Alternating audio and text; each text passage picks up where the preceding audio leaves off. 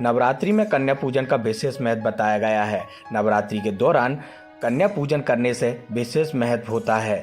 इसी अनुसार शास्त्रों में उल्लेखित है कि कन्या पूजन करने से व्यक्ति को हर संकट से मुक्ति मिलती है। साथ ही 2 साल से 10 साल तक की कन्याओं का अलग अलग महत्व बताया गया है। 2 साल से 10 साल तक की कन्याओं को भोजन कराना तथा उनका पूजन करने से हमारे सारे दुख संकट दूर होते हैं।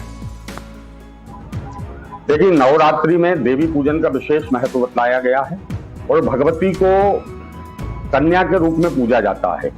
एक पुराण में वर्णन आया है कि एक श्रीधर नाम का ब्राह्मण था।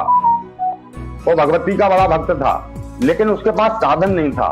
वो चाहता था कि नवमी के दिन वो पूरे गांव को भंडारा दे, लेकिन वो इतना सामर्थ्यवान नहीं था।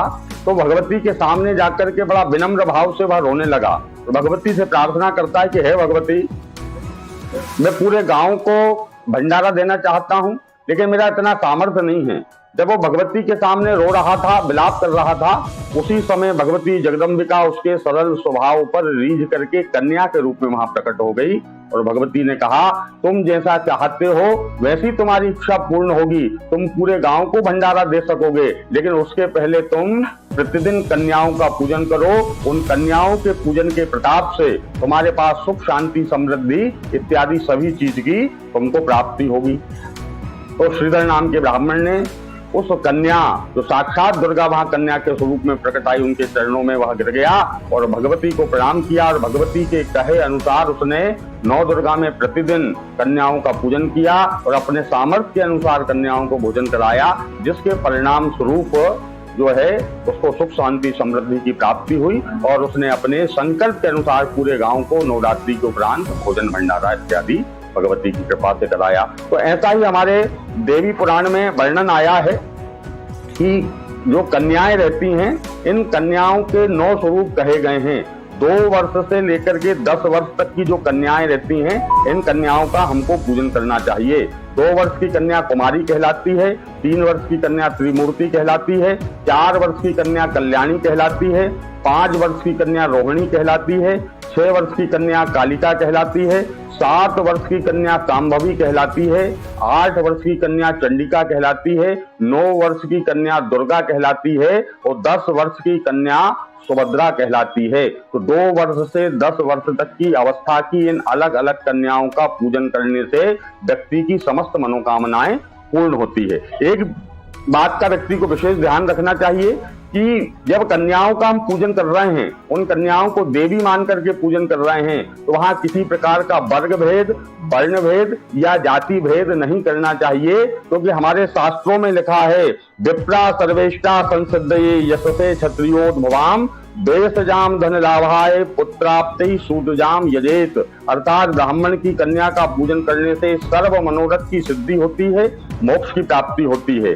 क्षत्रिय की कन्या का पूजन करने से यश की प्राप्ति होती है, कीर्ति और विजय की प्राप्ति व्यक्ति को होती है। वैश्य की कन्या का यदि आप पूजन कर रहे हैं तो धन, सुख, शांति, समृद्धि की आपको प्राप्ति होगी और इसके साथ ही साथ यदि आप शूद्र की कन्या का पूजन कर रहे हैं या किसी अन्य जाति की कन्या का पूजन कर रहे हैं तो इससे आपको संतान की प्राप्ति होगी और आप समस्त प्रकार के पापों से मुक्त हो जाएंगे। इसलिए कन्या पूजन करते में जाति भेद, वर्ग भेद, वर्ण भेद व्यक्ति को नहीं करना चाहिए।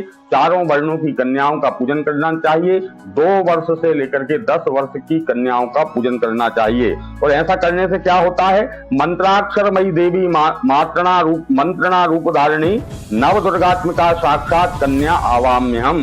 अर्थात वह कन्याएं साक्षात दुर्गा के स्वरूप हैं, उनका आप आह्वान करते हैं, उनका पूजन करते हैं। धन, दान, सुख, शांति, समृद्धि, वैभव, ऐश्वर्य की प्राप्ति होती है, शत्रु नष्ट होते हैं, विजय की प्राप्ति होती है। हर दिशा में, चारों दिशाओं में व्यक्ति को विजय की प्राप्ति होती है। जो हमने अलग अलग कन्याओं के 2 वर्ष के 10 वर्ष तक की अवस्थाओं की कन्याओं का वर्णन किया है। कुमारी नाम की कन्या का हम पूजन करते हैं तो दुख, दरिद्रता और संकट हमारा दूर होता है। त्रिमूर्ति नाम की कन्या का पूजन करने से धर्म, अर्थ, काम और मोक्ष की प्राप्ति होती है। कल्याणी नाम की कन्या का पूजन करने से जय की प्राप्ति होती है, विजय की प्राप्ति होती है, राज सुख की प्राप्ति होती है। कालिका का पूजन करने से शत्रु नाश होते हैं, दुखों का नाश होता है। चंडिका का पूजन करने से धन ऐश्वर्य की प्राप्ति होती है, शत्रु नाश होते हैं। रोहिणी नाम की कन्या का पूजन करने से रोग और संकट नाश होते हैं।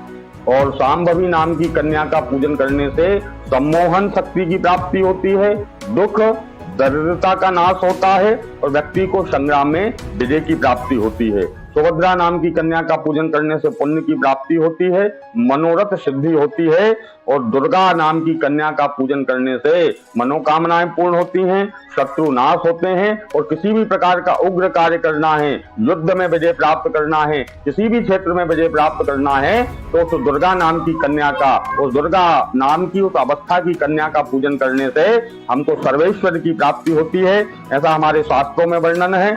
दुई वर्षा सा कुमार युक्ता त्रिमूर्ति आय नत्रिका चतुरब्दा तु कल्याणी पंचवर्षा तु रोहिणी षडब्दा कालिका प्रोक्ता चंडिका सप्तहायिनी अष्टवर्षा सांभवी स्याद दुर्गा तु नवहायिनी सुभद्रा 10 वर्षोक्ता नाम मंत्रई प्रपूजयेत। इस प्रकार कन्या साक्षात दुर्गा के महाकाली, महालक्ष्मी, महासरस्वती के स्वरूप हैं। उन कन्या स्वरूप का, उन देवी स्वरूप का पूजन करने से व्यक्ति को सर्वेश्वर की प्राप्ति होती है।